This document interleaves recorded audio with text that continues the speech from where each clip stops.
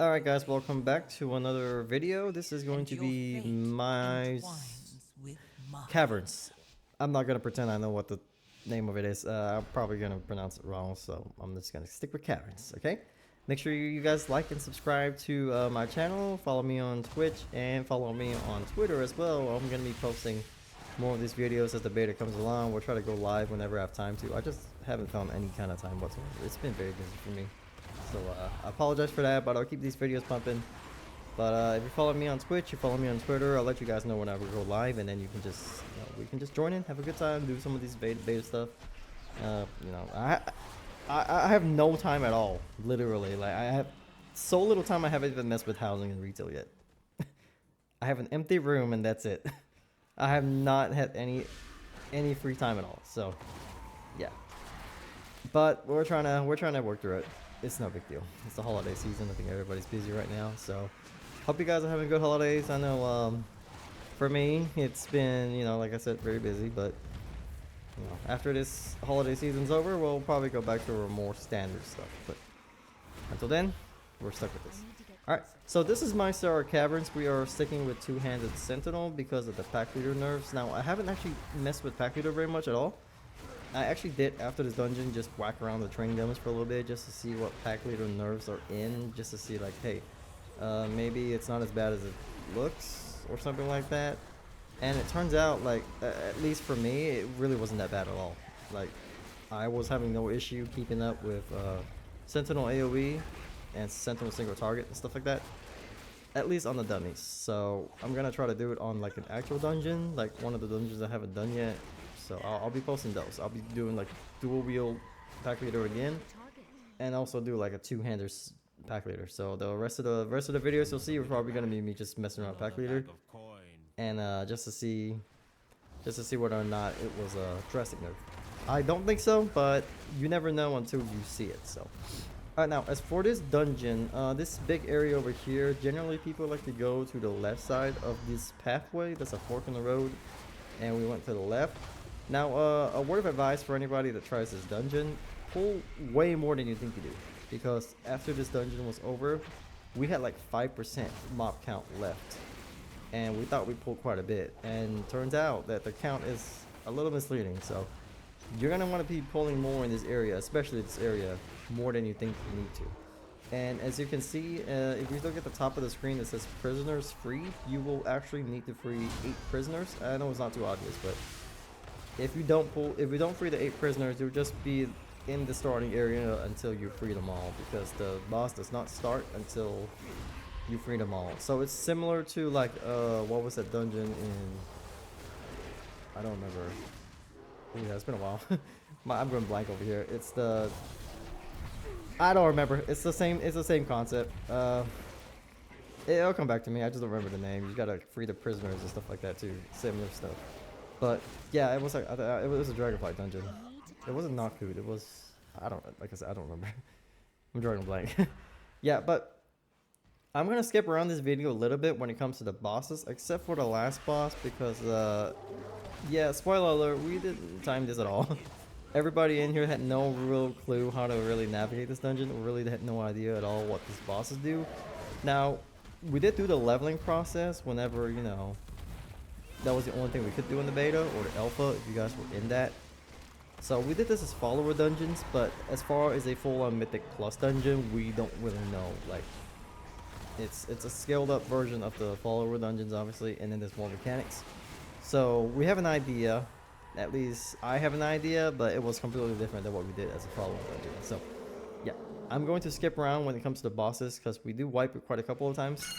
And like I said, we didn't time this, so if you want to skip around the video and stuff like that, or you just want to stick around and just watch the entire thing from the beginning to end and just look at what the ads do, I'll let you see that. But they're pretty self-explanatory. The ads are just, standard dungeon ads, and then the bosses are pretty interesting. I especially like the third boss, because the third boss has like a intermission phase that, sends you to the spirit world. You have to like run around interrupting like big caster mobs to get a big buff. I mean, in this video we didn't know about it. We have to find out all on our own. So yeah, I'm gonna quit yapping. I'm just gonna let you know one last thing, and it's the survival overview video that I did plan to do. I wanted to do it before the weekend, however, like I said, things got too busy, and I never got a chance to really fully test everything, especially with the pack leader nerfs and stuff that came in. I want to make sure that I do test everything properly and get whatever research I need to get done, compile them into one video. And I'll probably just hold off on the overview video until the next build comes in, because I'm pretty sure that there's going to be more changes. And I'm trying to see whether or not they're going to do it either this Tuesday or maybe even Wednesday. I don't know. The last time they did this, the last time they released the beta build was, I think, Wednesday or Thursday. I don't remember. But I'm not going to do the video until the next build comes out, because I might as well at that point. We're closer to the next build than we are like the previous one, so I'll just wait it out. So, you know. But yeah, thanks for watching, guys. If you want to stick around for some of the bosses, I will try to explain some of the mechanics in there. Although it's relatively obvious, I'll just kind of point out what to look for whenever the bosses show up in this video. But other than that, there's not much to it. It's a pretty simple dungeon, to be honest with you. It's one of the easier ones. I think probably the hardest dungeon that I've tested so far that I haven't got a video out yet on is Magister's Terrace, and I wouldn't even say that's a hard dungeon. It's just super long. It's just super long. It's not one of my favorites for sure. But honestly, the bosses in that dungeon are probably it's probably the easiest bosses out of the more annoying dungeons in general. So it's kind of weird. It's kind of weird how that works. But yeah, guys. Like I said, stick around if you want to learn about the bosses. I'll explain some of the stuff when we get to it. But yeah, other than that, just enjoy.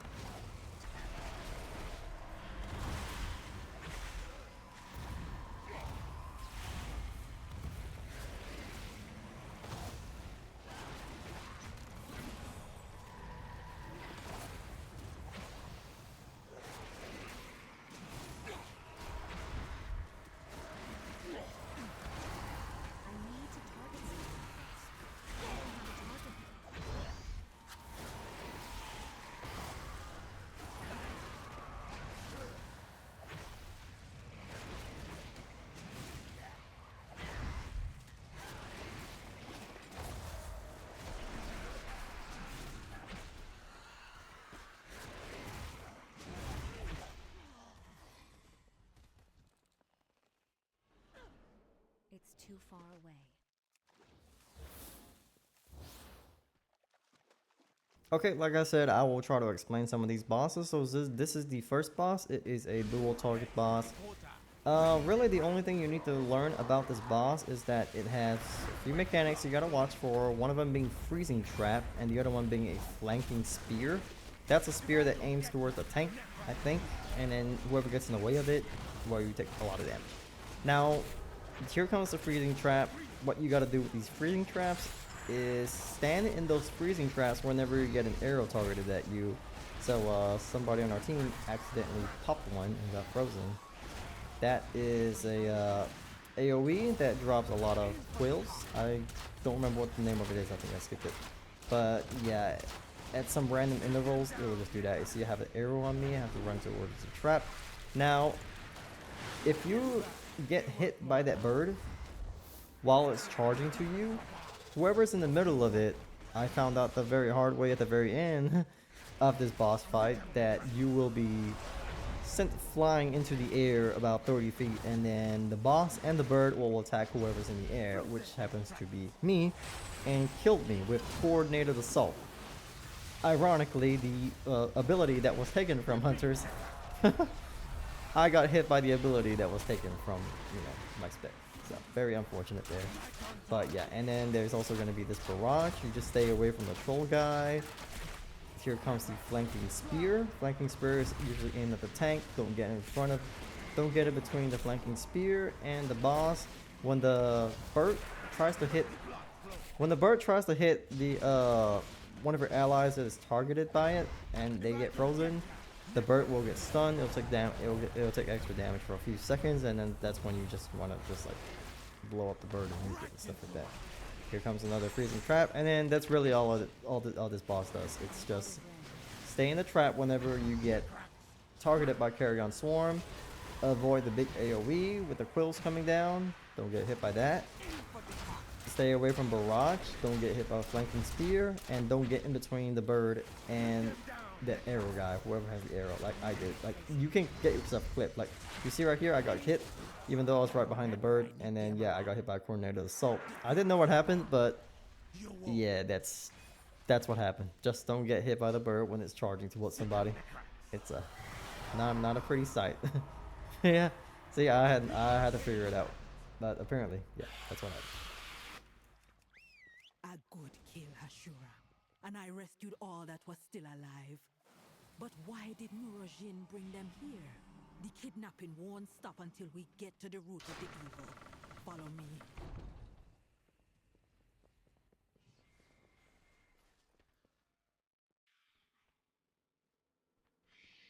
That not be natural, and the energy flowing into it. This is hex magic, using the souls of the dead in powerful magic spells. I hope this is not why they brought my kingdom.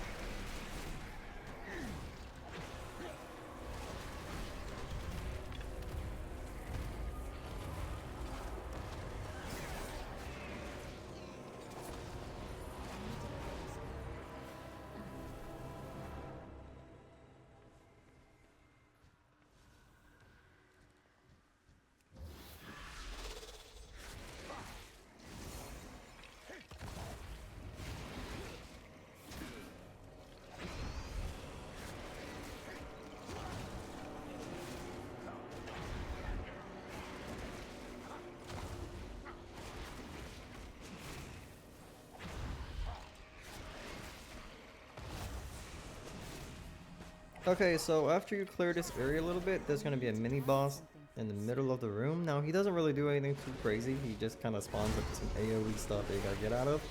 But the one thing he does do is he's going to pick somebody as a sacrifice, and he's going to place him on that little table over there, which turns out to be me, unfortunately, and I did not know what in the world was going on. So if you get trapped up here, you are rooted.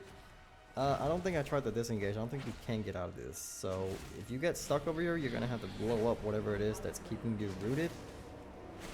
My pet can't reach it because obviously my pet gets it's stuck on the ground. So apparently nobody else knew what to do either. So when they saw me just kind of taking a lot of damage, they just hit the boss and tried to burn it. In this case, Kalamazoo just tried to pat the boss. So yeah, I get stuck again here.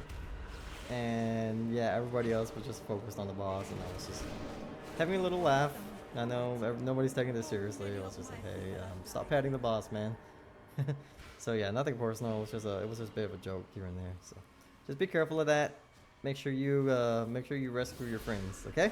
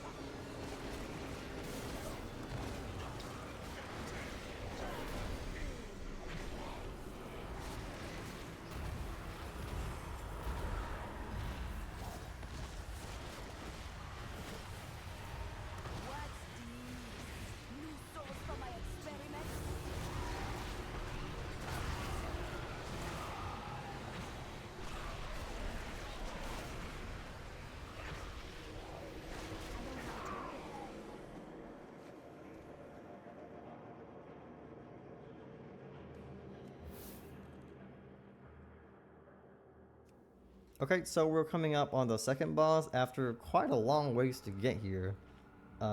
This boss I put down the feast because nobody really, only one guy. There was the healer that actually knew what to do. I think he did this before. So we put the food down, we put our health stones up, and really there's like two main things that you should know about this boss, and it's one, don't lust at the beginning, and two, he's going to drain soul target. Well, that's the tank mechanic. So if you drain souls to tank, just make sure your healer keeps up the tank. That's just a big tank move, alright? And he's gonna get the boss is gonna cast something called Rest Phantoms, and what this does is gonna open portals. He's gonna target your group except you tank, and something's gonna fix at you. These ghosts are gonna fix at you. What you want to do with these ghosts is make them kiss each other.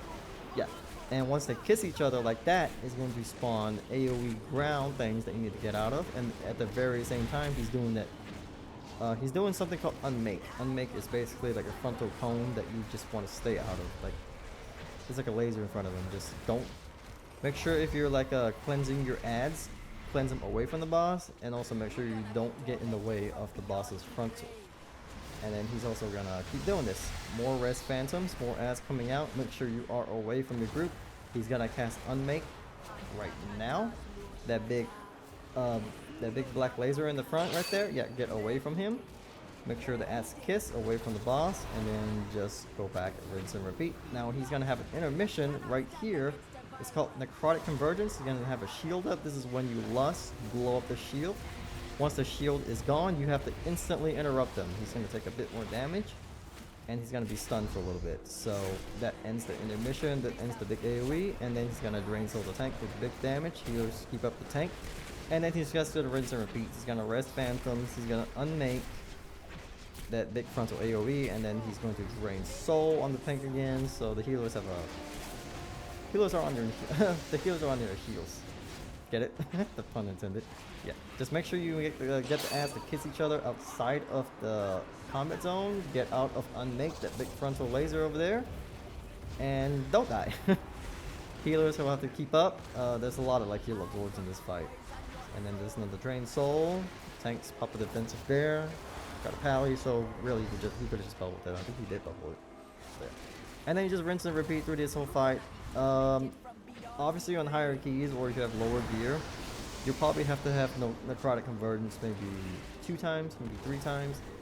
We managed to defeat the boss before we even cast one off on the second time. So, not too hard of a boss. Honestly, it's pretty fun.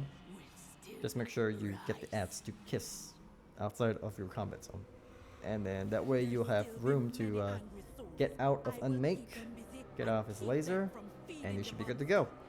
Now, over here on the bridge area, it's a really short path towards the next boss over this bridge area over here.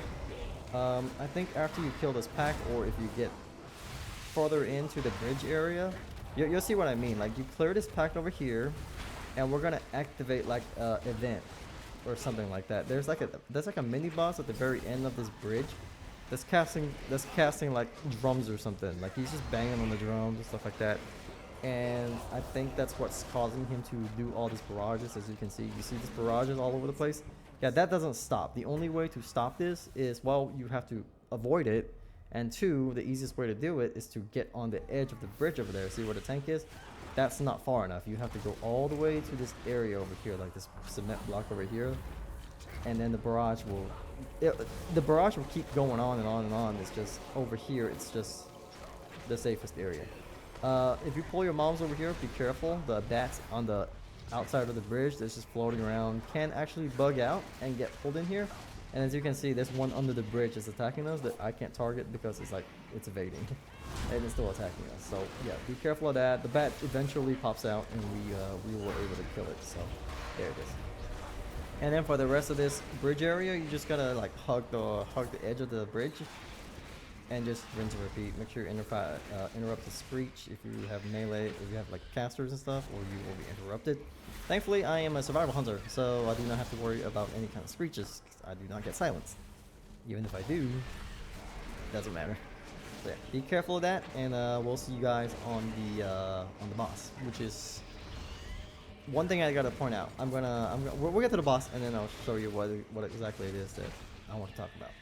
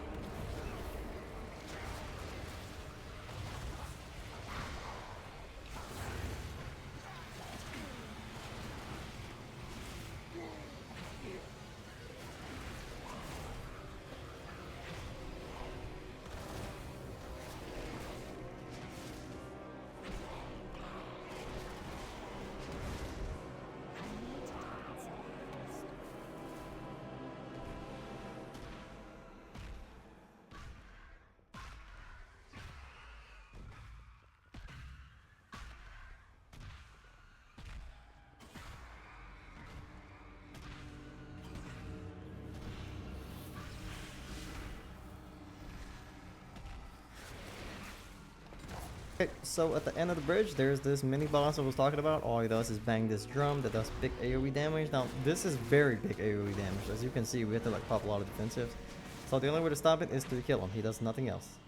Now, for this boss, okay, so this is a really interesting last boss. Probably one of the more fun ones. Okay, so he's gonna drop totems called using an ability called Crush Souls. But since we were all new to this, we find out the hard way what Crush Souls actually means. Now there's a mechanic called Spirit Breaker that's gonna aim at the tank. What he's gonna do is pop the tank for massive damage, and then he's gonna drop a puddle, massive puddle right under the tank. That shrinks eventually, but you know, it takes up a lot of space. Now this is Crush Souls. You do not ever want to aim this towards the wall because, well, that happens right there. You see that totem? Yeah, it gets clipped into the wall, and it does this twice because yeah, beta is beta. That's why. So when he does Crush Souls, he'll just jump on people, and basically wherever it is that he jumps to, you generally want to like get your don't do what I just did. We were just trying to kill that totem over there, and we inadvertently spawned another totem at the wall over there. So yeah, this is obviously a wipe, so this was not going to be possible. But yeah, if you're doing this boss, keep them away from the walls, or yeah, just don't stand by the I walls. simply whatsoever. wish you had lasted a little longer. Yeah, it's out of the arena. You can't target it. So yeah, I'm gonna skip past this to our second attempt over here, and then we'll explain what it really does. Okay. All right, this is our second attempt, and everybody knows what to do at this point. So the tank is going to pull the boss, run all the way at the very end, like right near that portal thing, like where the altar thing is. So it's gonna bait the Spirit Breaker charge thing. Soul Breaker. Yeah, he's gonna bait Spirit Breaker. So like he flies up in the air. That's usually what it does. He's gonna spawn that big pool over there, so he doesn't take too much space. And then here comes the Crush Souls. Generally speaking, Crush Souls you want to try to loosely stack with your group. That way all the totems spawn near each other. But yeah, we were kind of discombobulated here. We were just all over the place. But yeah, kill the totems as quick as you can, because he'll just, each of the totems will just target somebody, does massive damage to them, and then pull them in. So you just generally want to target the totems as quick as you can. And even faster is the tank needs to reposition right after the totems, because another Spirit Breaker comes in. As you can see, he got hit by another Spirit Breaker, and he drops another pull over there. And then here's another Crush Souls. I got clipped a little bit there. Thankfully the totems are nearby to each other, so kill the totems again. And then he's going to do another Spirit Breaker on the tank, and the tank is going to bait the big AoE away from us. And then here it is, the Soul Rending Roar. This is the intermission phase. Now he's going to pull everybody in with Soul Rending Roar, like right here. Don't get too close. Push everybody back and send them into the Spirit Realm. So this is the Spirit Realm. You see those targetable ads that are casting over there? What you want to do is interrupt as many as you can without actually running into the wandering souls. You see some of these trolls just wandering around. If you run into one, you get stunned for 2 seconds or so. Yeah, well, actually 3 seconds. But each soul that's casting, each of these enemies that you see just casting stuff, each one that you interrupt will give you like a 10% movement speed, I think 10% haste, and 10% damage buff. So as you can see, I am mouse overing the effect over there. Now this area right here is misleading. This wall, we thought that it would come down after like some sort of event, but it turns out that you can just walk right through. We didn't know this. I had no idea we could just walk right through. So I was just waiting down there, and I just died along with the tank. So once everybody walks right through, we started B-resing people. We didn't wipe here, thankfully, so I accepted the res, and then the boss just rinses and repeat what he does from the first phase. Unfortunately, when I came back up, we were already in the Crush Souls phase, and I guess that's kind of fortunate because it wasn't really too crazy. And then kill the totems again. Here comes the Spirit Breaker. It's gonna aim at the tank over here, and then he'll just rinse and repeat what he does in the first phase. And then I think we hit this intermission twice here. Now, a general rule of thumb is you don't ever want to come through this boss, which is actually a good thing with lust available, because you want to save your lust until after the intermission. You kill as many spirits as you can, you come into the boss with as much damage buff as you can, and then you just blow them up with all your damage cooldowns and stuff like that, with the all the buffs that you get from interrupting the spirits. So that's generally a good idea to do it. Never lust right away on this boss. Same as the second boss. You generally want to interrupt. You want to lust on their intermissions. But I don't know how long it is between the second boss and this boss. So yeah, you want to keep that in mind when you're doing your runs. Okay. Now we are back to the intermission here. I think the healer says try a gateway for Kalamazoo. I don't think he saw that. I don't think anybody read that. Okay, so if you're like me and you're a melee and you can't interrupt those guys because you have to send your pet in there, what I do as a hunter is I just throw down a freezing trap and it interrupts them right away. So I just did one, and I think some of us are going. I don't know what happens actually when you if you go inside its circle. I think it probably does a lot of damage or something like that. But yeah. Okay, this time we know what to do. We run through the wall, or the fake wall, I guess. I don't even know why it's there. It's very misleading. So, yeah. Run through the wall and then go back. I don't know how long this boss's channel is. I think it's about 30 seconds, 45 seconds. So you have like this limited amount of time to get back to the boss before I think he blows everybody up. So yeah, and that's the fight, guys. That's the entire dungeon. After this, we just kind of go back to the beginning and then just clear up the remaining 5%. So not too bad. Alright, so here are the logs for the end of the dungeon because, you know, as you can see, during the boss fights, everything was 0. That was just a bug on the DPS meters. Nothing too crazy. Beta's beta. So they'll fix it. But I have the logs linked down in the description below, and you can see all the logs for damages, healing, and all the builds and stuff that I used throughout this dungeon. You know, just read it and weep, I guess. But anyway, guys, thanks for watching. I'll be back with another dungeon here shortly. Bye-bye.